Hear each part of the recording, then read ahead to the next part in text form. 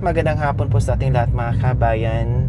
Tapos na po kami sa mission namin dito sa Pangasinan. Ngayon, nakadalawang daan po kami dito sa isang bakante at meron kaming nakita. Hindi ko po alam mga kabayan kung ano yung kubo dyan, tambayan o kubo o may nakatira po ba dyan. Hindi ko alam mga kabayan. Dito, tinan natin, no? Tinan po natin dyan mga kabayan kasi may kubo po dyan at ayan meron nga pong umuusok mga kabayan, so hindi ko alam. Sige nga ano mo nga abanti mo pa dito, tinan natin kung nandyan pa ba yung kubo na nakita ko. Yan dalawang beses na ano pala, hindi pala tayo hindi pa tayo makadaan dahil may butas. Ayun ayan, hindi kami makadaan mga kabayan. So iikot tayo doon siguro doon sa kabila. Subukan namin sa kabila mga kabayan. Merong isang bakanting lupa. Ayan po. Isang bakanting lupa po dito mga kabayan na siguro tambakan to ng ayan parang quarry. Pero may bahay po doon. Ayan po yung bubong. Ayun akala ko pwede diyang dumaan pero hindi po pala mga kabayan. Kasi may butas siya tapos may tambak na buhangin. So iikot tayo mga kabayan. Pupunta tayo dito, iikot tayo. Tingnan natin kung nandiyan pa yung kubo at titinan natin kung merong nakatira dyan mga kabayan. So ayan, dito. Ayun, pwede pala dito. Ayan po mga kabayan may umuusok. Tingnan natin. May tao. May tao. May tao. Igilid mo.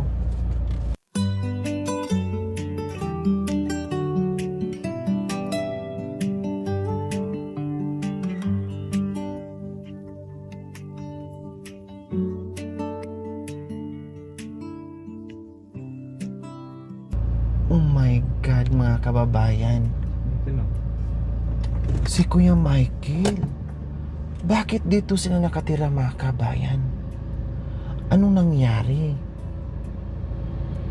Sila Kuya Michael, diba? Malaki na yung panganay niyang anak ko. Nandyan kaya lahat ang mga anak niya? Ilan ba ang anak nila? 3 kung hindi ako nagkakamali. 3 or 4. 3 lalaki sa babae. Yan ata yung panganay niya Kung hindi ako nagkakamali, si Jampol yan. So ayan po mga kabayan si Kuya Michael talaga. Nasaan ang bahay na pinagawa natin? At ang nabigay noon si Mama Zelpa. Bakit nandito sila? Isa malaking mga kabayan, bakante ito. At nandito sila sa malaking puno ng ano ba to? Akasya, kung hindi ako nagkakamali po mga kabayan. Ayan nandito sila sa lilim, gumawa ng trapal. At diyan si Jampol, magugulat sila mga kabayan. Ano kaya ang magiging reaction nila ngayon? Malamang magugulat sila sa pagbaba ko ngayon. Makita nila ako, kung maalala pa nila ako mga kabayan kasi matagal na panahon na po yun. Kung hindi ako nagkakamali, nasa 3 years na po mga kabayan. Diba? Kasi maliit pa ang channel natin, ay nakita natin sila, natulungan natin sila, maraming biyaya silang natanggap mga kabayan. Plus, napabahaya natin ng simpleng bahay. Pero bakit nandito sila ngayon sa isang bakante? Ayan po mga kabayan, malaki na yung panganay niya. Si Kuya Michael talaga. Oh my God, akala ko lang mga kabayan, ay sinubukan na namin kung meron ba nakatira dyan. Hindi ko lubos maisip na si Kuya Michael ang bumungad sa akin. Saan? Ayun. Mga anak na niya yan? Siguro. Hindi ata, baka... Diba? Naglalaro lang? Hindi ata niya anak. May anak siya na babae. Lalaki. Kulang pa. 4 na. Hindi, 3 lang ata ang anak niya 3. Alam, malalaki na mga kabayan. Nakatiningin sila. Pero hindi na alam na ako nandito ngayon sa harapan ng mga kabayan.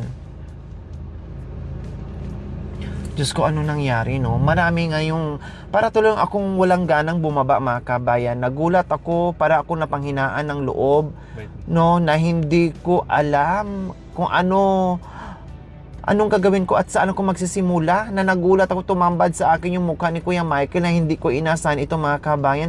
Para tuloy ako napanghinaan na ayaw kong bumaba. Sa totoo lang, mga kabayan. Nasaan kayo yung asawa niya? Kasi napagawa ng bahay. Bakit nandito? Oh my God! Pinagawan to ng bahay. Ano bang nangyari sa bahay? Nasira na? Hindi na alagaan? Or binenta? Or iniwan nila?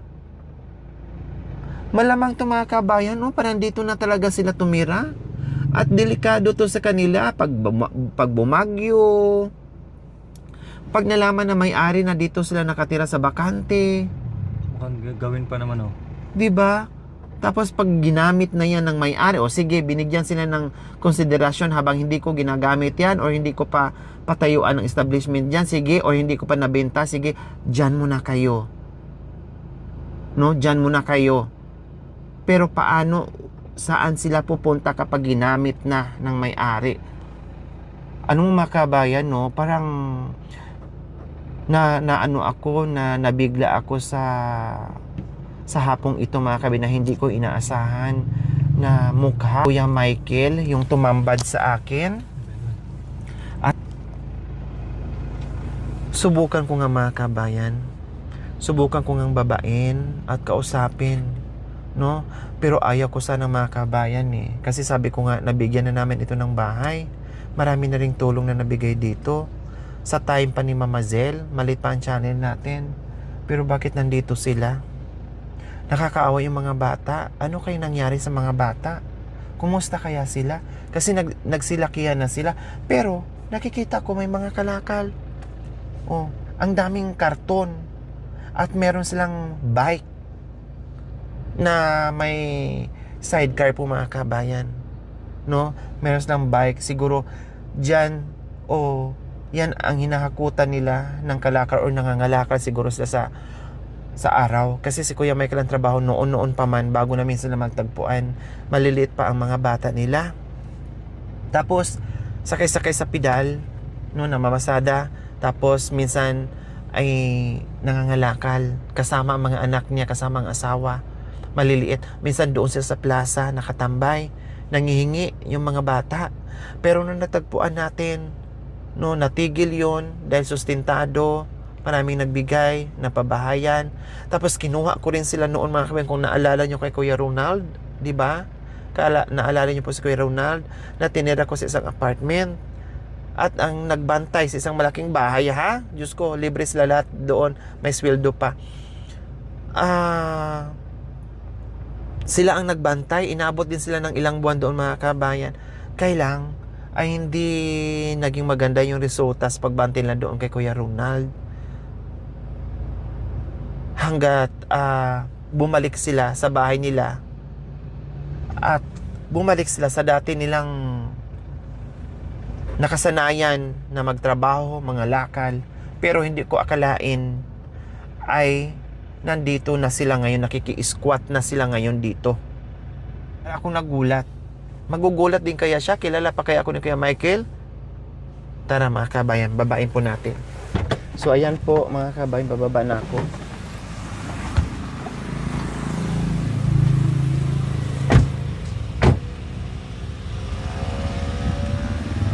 Kumusta? Ha? O mukhang nagulat kayo sa mukha ko. Ha? Mukhang nagulat kayo.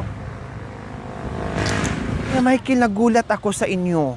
Tulad ng reaction nyo ngayon na nagulat din kayo na tumambad ako sa harapan nyo. Dito na kayo nakatira? Opo. Bakit? Pinalipat na kami doon. Ha? Lumipat na kami. Lumipat na kami. Lumipat na kayo ng tirahan. Opo. Saan kayo tumira? Dito. Ha? Dito. Hindi, ibig kong sabihin, ang bahay nyo dati na pinatayo ng sponsors noon, nandoon pa rin. Opo. Pero wala na. Bakit wala na? Nasaan? Na-wash out na. Na-wash out. Bakit yung mga ibang bahay doon hindi na wash out? Kasi ganito yun. Yung kapitbahay namin, pagka dumadating kami, may kuwang kami. May pagka dumating kami, mayroon kaming na ano, yung parang pagka bumibili kami ng kahit anong ulam, ginaganon kami. Binubungangaan kayo, ganon? Opo. Bakit anong kasalanan nyo? Bakit ganon ang ginawa? Binubungangaan kayo? Wala na kaming kasalanan pagka sabi yung kapitan doon, mas mabuti pa mas malayo ka para tahimik, sabi niya sa amin. Sabi ng kapitan, mas mabuti pa na lumayo kayo para tumahimik, Opo. na hindi na kayo mag-aaway-away pa. Opo. Ibig sabihin may kaaway kayong kapitbahay? Opo. Sino doon? Alam niyo doon sa may, 'di ba, bahay dito sa may. O bakit naman? Anong dahilan? Baka naman may kasalanan kayo, Kuya Michael. Baka naman ayaw na mayroon kayong ginawa na ayaw nila. Wala po. Wala po. So nasira ang bahay. O ito nga ang asawa mo, oh. So ibig sabihin nasira ang bahay? Oh, sir. O nandoon pa rin? Nandun pa rin po. Sino nakatira doon? Wala na po. Anong laman ng bahay nyo ngayon doon? Yung mga gamit namin. Mga gamit nyo. Nandun doon, iniwan nyo yung bahay. Opo. Ilang buwan na kayo nandito? Mga lang po, tatlong linggo. 3 linggo? Isa dami nyo nang naimbak dito, 3 linggo lang kayo dito? Opo. Ito 2 beses ko na nakita. Opo. Noong nakarang araw at saka kanina na nag-ikot. Akala lang namin, sinubukan na namin, akala namin ay pinaglalagyan lang ng mga karton. Opo. Pero may nakikita akong umuusok. Sabi ko, itry natin puntahan doon. At may nakikita akong mga water jug at mga gamit ng plato at aso. Sabi ko, ibig sabihin, may tao. Anong nangyari, Kuya Michael? Pinabayaan nyo yung bahay at bumalik kayo dito sa ano? Kaya nga pinabahayan kayo para hindi na yung ganito yung buhay nyo. Saan ba mas gusto nyo? Yung may bahay kayo o yung ganito yung pamumuhay nyo? Okay yung ginawa mo na nangangalakal. Pera yan. No? Pagkakakitaan yan, hanap buhay mo yan. Walang problema dyan. Ang ibig kong sabihin, bakit iniwan nyo po yung bahay na ang mga bata kung saan katulad nito? Pumayag ba ang may-ari dito na nandito kayo? Opo. Ha? Opo. Alam ba na may-aring ng lupa? Yan po, kay attorney po. Kay attorney? O ang bait niya dahil pinayagan kayo na dito tumira. O anong sabi na nandito kayo na nakita kayo na nakatira kayo dito? Pagka lang po, pangsamantala. O tama. O yun ang sabi ni attorney. Ang bait-bait niya. Opo. O tapos? Tapos pagka dumadaan yung mga yung ibang mga sasakyan na kagaya mga kotse ganun. Meron tumutulong sa amin. Yan ba yung gusto nyo? Nakaawaan kayo ng mga tao na nandiyan kayo, pinili yung ganitong buhay para makita kayo ng mga dumadaan na nakakotse yan at bibigyan kayo ng pera, ganon? Yan ba yung gusto nyo? Hindi naman po. Hindi Oo. naman ng pera. Ang bigas ganun. O yun nga. Mas maganda sana doon, safe ang mga bata. Dito samantala lang. Siguro ang nagiging mindset nyo, Kuya Michael, dito kayo para makita kayo ng mga taong dumadaan o nakakoaching dumadaan na mabibigyan kayo kung ano-ano. Kaya mas pinili yung ganito na delikado. Unang-una, nasa lilim kayo ng puno ng kahoy. O, pag bumagyo, anong mangyayari dyan? Kawawa ang mga bata. Plus, buwalin ng malakas na hangin yan. O, plus, paano yung mga bata? Nag-aaral ang mga bata? Nag-aaral na po. Saan sila nag-aaral? Yan po. Sa elementary. Sa dito? Opo. Di ba, dati saan sila nag-aaral? Doon po. Nung dati na Opo. Yung tapos namin doon, transfer ko yung mga bata. Doon na sila Nag-transfer sila dyan. Opo. Umuwi ka pa ba doon sa bahay mo? Opo, umuwi Hindi ako. na. Umuwi ako. Tinitignan ko lang yung bahay doon. sabi nung yung mga kapitbahay ko doon, kung gusto mo, di ko dinidiin. Tita, bahay ko yan, kako. Sabi yung kapitbahay ko doon sa kabila,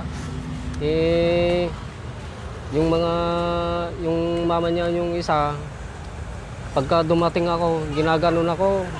Wala naman akong kasalanan sa kanila. O bakit bago tinayo yung bahay mo, nagpaalam tayo ni Kap noon Oo, at nagpaalam. tinuro, diyan ka na pwedeng magtayo. Opo. Bakit tawain ka ng kapitbahay mo kung wala kang kasalanan? Sabi Unless lang kung pagmamayari niya yung lupa, pagalitan ka. Pero yung lupa na yan ay pinaalam niyang kay Kap bago natin itinayo. Opo. Ang sayang nun, kundi lalong nasira yung bahay dahil hindi na natirahan. Dahil rurupok ang bahay kapag walang taong nakatira. Sa likod po, wala na po, butas. O kasi nabutas na yon dahil hindi nyo naalagaan, Kuya Michael. Pinabayaan nyo ng husto. Hindi nyo kinumpuni. Inantay nyo na mabulok ang bahay. 'Di ba sinabayan ko na po kayo noon, Kuya Michael, huwag kayong maglagay ng kalakal sa loob ng bahay kasi magkukus yan o masisira yung bahay. Opo. Hindi nyo tinanggal. Halos tinambakan, ginawa yung junk shop ang bahay nyo. Kaya tuluyan na nasira. Tinanggal na namin. O tinanggal tapos ngayon wala nang laman doon. Wala na po. Wala nang laman. Wala na po. Wala nakatira. Wala na. So yan po mga kabayan, nagulat ako. O ito. Ito dito sila nakatira. Saan kayo natutulog, Jennifer? Ha? Nagkakasya kayo dyan? Saan? Kailangan mo pang gumapang dyan mga kabayan bago ka makapasok sa loob. Ayan, may ilaw naman po mga kabayan. Ako'y nangamba dahil ang hirap. Sinira nyo lang Sa ilalim ng puno ng malaking kahoy mga kabayan at ang bait ni attorney. Pero pinayagan sila pero sinabihan na samantala lang. Paano yon? Kuya Michael, pag dumating yung panahon, napaalisin na kayo sa may-ari dito, saan kayo pupunta na naman? Uuwi kayo doon sa bahay nyo? Opo. Ha? Opo. Sabi naman ni si attorney, mas mabuti pa dito na lang kayo, sabi na ni attorney. Sabi niya sa amin. Pagka alam ko naman lahat ng kalagayan nyo doon sa bahay ninyo. Pero pumunta doon kay attorney ko. Ha? Pumunta doon kay Anong sabi ni attorney na pumunta doon? Mas mabuti pa, doon na lang kayo sa... Hindi niya kinausap yung kapitan sa nagiging problema nyo doon. Kinausap niya, Oh. mas mabuti pa, ilayo mo muna dito, lahat mga dito, puro suwapang dito, sabi ng kapitan. Yung kapitbahay namin. Pangalan pa, si Inma. Kasi ang hirap. Buti sana kung habang buhay na mabigyan kayo ni, halimbawa, paano kung nabili ito? Kung naibenta ni attorney, matik, aalis din kayo dito. Sa ngayon, yes, binigyan ka ng konsiderasyon ni attorney. Paano kung darating ang panahon at nag-aalala ako, baka ang mga bata hindi nag-aaral? Yan ang iniisip ko ngayon. Kasi walang kasiguraduhan kung saan kayo, wala kayong permanent address. No, wala kayong bahay na permanenteng tirahan nyo. Paano yung mga bata nga hindi naman pwedeng lipat doon, lipat dito na nag-aaral ang mga bata. Diba? Na-advise ko na sa inyo, Kuya Michael, noon na ang mga bata importante paaralin. Kaya huwag kayong tumira sa kung saan-saan. Gusto mo ba yung anak mo magiging sayo din? Hindi ko naman minamasama yung trabaho mo. Siyempre, bilang magulang, ay nangangarap ka rin na gumanda at umangat ang buhay ng mga anak mo. Tama? Opo. Gusto mo rin na ang mga anak mo kaawaan ng mga dumadaan dyan. Gano'n din ba ang magiging buhay nila pagdating ng panahon, pagtanda nila? Paano kung walang maawa ng mga tao? Mas mainam yung mag-aral. ang mga bata. Kayang-kaya mo naman silang pakainin at buhayin. Dahil alam ko masipag ka naman mga lakal. Ayos naman ang mga bata. So, ibig sabihin, kaya mong pakainin sila. Kasi kawawa kayo. Pati yung mga bata, pagdating ng panahon, kawawa din. Ilan ba ang anak mo? 3, 4? 3 po. Ha? 3 po. 3? O malalaki na sila, nagulat ako. Akala ko nga 4 ang anak mo, yung pala 3 lang ang mga anak mo. Wala pa yung panganay ko, malaki na. O nasaan na? Kanina, nandito. Nandito kanina. Nasaan na si John Paul ba yun? Opo. Nasaan si John Paul? Nandun, tinawag yung nangliligaw sa kanya. Shh! Nanliligaw sa kanya. Opo. O, natuto pa yung anak mo ngayon sa panliligaw na ilang taon na ba yon? 11. O, biro mo. Hindi, yung babae nangliligaw. Ano ba yan, Kuya Michael? Hindi ko akalain na kayo ang nakatira dito. Sumakit ang dibdib ko at hindi ko alam kung ano ang nangyari sa inyo, Kuya Michael. Punong-puno kayo ng pangaral ko. Lahat tinuro ko na sa inyo. Lahat ginawa ko na. Pero sa lahat ng sakripisyo at pagmamahal ng mga sponsors, ganito ang bagsak nyo. May sariling bahay, nabigyan ng bahay. Nakiki-squat ulit. Kung saan-saan kayo napapadpad. Mahirap ang buhay na ganito, Kuya Michael. Paglaki ng mga bata, ganito din ang magiging buhay na kasi nakasanayan nila sa mga magulang nila. Ituro mo sa mga anak mo na magiging maayos sila. Huwag mong isipin na merong taong dadaan dyan o nakakotsing dadaan dyan, nakaawaan kayo at bibigyan kayo. Huwag maling mindset yun.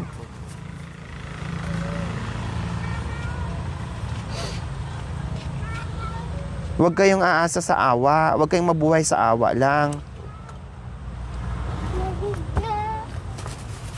Kasi kawawa yung mga bata. May pagkain kayo. Anong hapunan nyo? Itlog lang. Ha? Itlog po. Itlog. Opo. Ano nyo? Anong ibang ulam nyo bukod sa itlog? Torta po. Ha? Torta. Tortang Tortang talong. talong. Luto na. Hindi pa. Saan? Bibili pa lang po. Ha? Bibili pa lang. Nakasaing na kayo. Opo. May kanin na. Ulam ang wala. Wala. So ayan po mga kabayan, nagulat talaga ako mga kabit sa nangyari ngayon kay Kuya Michael and Ate Jennifer. Ayun sila, oh. Oh. Paano pagsapit ng tag-ulan? Anong gagawin nyo? Siyempre, flat yung lupa. Ang tubig dito, dadaan. So anong mangyayari nyo dyan sa loob? Ha? Anong mangyayari sa loob kapag tag-ulan, Kuya Michael? Kaya torno po. Ha? Sa kapit. May plastic. Eh, paano yung dito sa lupa? Siyempre, magpuputik to at mapuno ng tubig. Ha? Basa dyan. O saan kayo matutulog? Doon na naman. Sa kabila po. Sa kabila. Saan kabila? Doon kay... May waiting shed dyan? Hindi, may kubo-kubo. Dito sa gilid. May kubo dyan, so nakikisampa mo na kayo, nakikitulog. Opo. Ang hirap, Kuya Michael. Hindi ko alam, Kuya Michael, kung ano ang nagiging problema nyo dyan sa bahay nyo. Kasi bago natin itinayo yung bahay na yan, nagpaalam tayo ng maayos sa kapitan. Siya ang nagturo sa atin na dyan kayo pwedeng magtayo ng kubo nyo. No, pero ngayon hindi ko alam na lagi yung sinasabi na kapitbahay, kapitbahay, kapitbahay. Baka naman sa tingin ko, Kuya Michael, nagdadala kasi kayo ng mga basura doon, mga kalakal doon, kung ano-ano. Nakita ko naman yan.